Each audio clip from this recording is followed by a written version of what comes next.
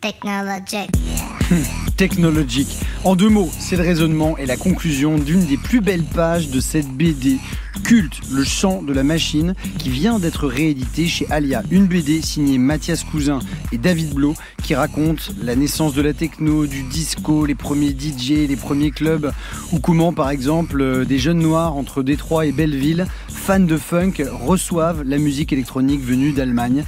Je cite, Kraftwerk et George Clinton, ça sonnerait bien, ça donnerait le P-Funk des robots. Ah, c'est pas con? Ouais, c'est logique. Technologique. Techno-musique, mais ça sonne bien.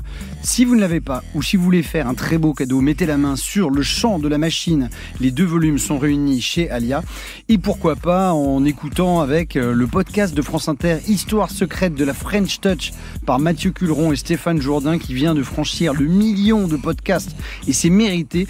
Vous pourrez l'écouter en lisant par exemple la préface de la BD, qui est signée justement de Daft Punk. Citation: 10 novembre 1992. Nous n'avons pas 18 ans, nous pénétrons enfin dans une rave. Nous n'avons jamais mis les pieds dans une discothèque avant et la soirée s'appelle Armistice, l'emplacement magique. Sur le toit de Beaubourg, avec vue sur tout Paris. Sur le flyer, on a repéré qu'Andrew Weatherall allait y mixer. Nous découvrons enfin, sur un sound system qui s'y prête, cette musique du dance floor, la house de Chicago et techno de Détroit, qui allait changer le cours de notre existence. Fin de citation. Hasard ou non, Thomas Bangalter était là encore pour la clôture de Beaubourg il y a quelques semaines. À cette fameuse soirée Armistice, Andrew Weatherall jouait ce disque que vous entendez là. Et le lendemain, les Daft Punk courent chez Rough Trade rue de Charonne pour acheter ce vinyle, Experience One de Hard Floor.